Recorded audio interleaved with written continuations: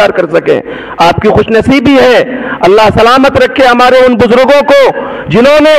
1951 میں آپ کے علاقے میں ایک انجمن قائم کیا تھا، جس انجمن کا چراغ آج بھی جل رہا ہے. اور صحیح بات کہی تھی حضرت حکیم الاسلام قاری طیب صاحب رحمۃ اللہ علیہ نے، جو دارالعلوم دیوبند کے محتمم تھے، اور انہوں نے یہ بات لکھی تھی کہ دنیا کہتی ہے کہ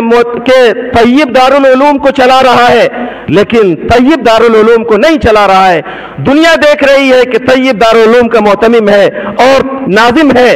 یہ تو ان اللہ کے نیک بندے اور مخلصین کا، دارالعلوم دیوبند کے بانیوں کا اخلاص ہے کہ انہوں نے پہیے کو اس تیزی کے ساتھ نچایا ہے کہ وہ پہیا آج تک نچ رہا ہے اور لوگوں کو لگ رہا ہے کہ میں اسے نچا رہا ہوں. بچپن میں جن لوگوں نے ٹائر چلایا ہو، پہیا کو نچایا ہو، ہم لوگوں کو اندازہ ہے ایک بار زور سے نچا دیجئے، چلا دیجئے، ٹائر چلتا رہتا ہے، پہیا ناچتا رہتا ہے. لوگوں کو لگتا ہے کہ فلاں نچا رہا ہے، لیکن یہ تو بانی کا اخلاص تھا جس نے اس کو نچایا تھا، جس نے اس کو چلایا تھا، جس مضبوطی کے ساتھ، جس اخلاص کے ساتھ اس نے چلایا تھا، وہ چلتا رہا چلتا رہا. بعد والوں کو لگا کہ اس نے چلایا، لیکن یہ بانیوں کا اخلاص تھا. حضرت حکیم الاسلام قاری محمد طیب صاحب رحمۃ اللہ علیہ فرماتے ہیں کہ دارالعلوم دیوبند کو یہاں کے بانیوں نے، حضرت مولانا قاسم نانوتوی رحمۃ اللہ علیہ اور ان کے رفقائے کار نے جس اخلاص کے ساتھ چلایا تھا، یہ ادارہ آج بھی چل رہا ہے اور الحمدللہ اب تک اس کا فیض جاری ہے، قیامت تک جاری رہے گا.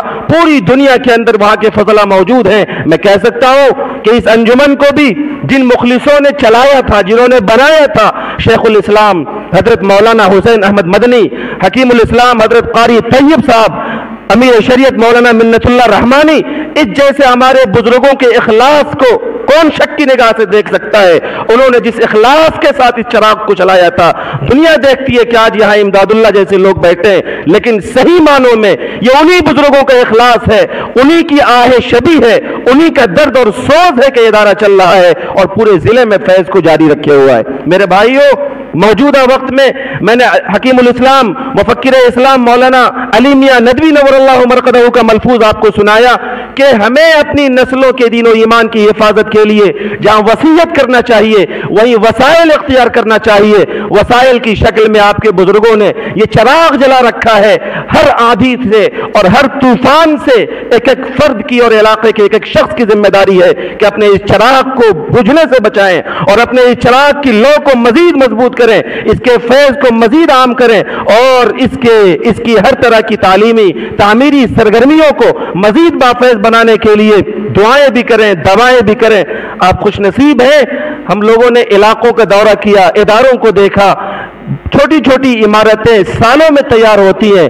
اللہ تعالیٰ کا خاص کرم رہا کہ دارالعلوم دیوبند کے محتمم جب 1951 میں آئے تو انجمن بنی، اور دارالعلوم کے محتمم جب دوبارہ آپ کے یہاں آئے تو صرف ایک سال میں 70-80 لاکھ کی وہ عالیشان عمارت تیار ہو گئی، جہاں اب ہم اپنے بچوں کو دعاؤں کے ساتھ منتقل کرنا چاہتے ہیں. مدرسے کے اساتذہ، انتظامیہ کی خواہش ہے، ان کی دعوت ہے اور ان کی تمنا ہے کہ اس دعا میں جب دارالعلوم دیوبند کے رکن شورا حضرت مولانا اشتیاق صاحب دامت برکاتہم، جو ہمارے لیے ابھی برکت اور ہمارے لیے ایک سرمایہ ہے، عمر کے اخیر مرحلے میں ہے، بہار کے ہیں، گمنام بزرگ ہیں، وہ تشریف لا رہے ہیں. آپ میں کہ ہر شخص کی ذمہ داری ہے کہ اس دعائیہ مجلس میں جب کہ ہمارے اکابر وہاں تشریف لا رہے ہیں، اپنے ان وسائل کو اور نسلوں کے دین و ایمان کی حفاظت کرنے والے ان ذرائعوں کو اور ان اڈوں کو مضبوط کرنے کے لیے ہم میں کہ فرد 10 بجے دن میں وہاں موجود رہیں.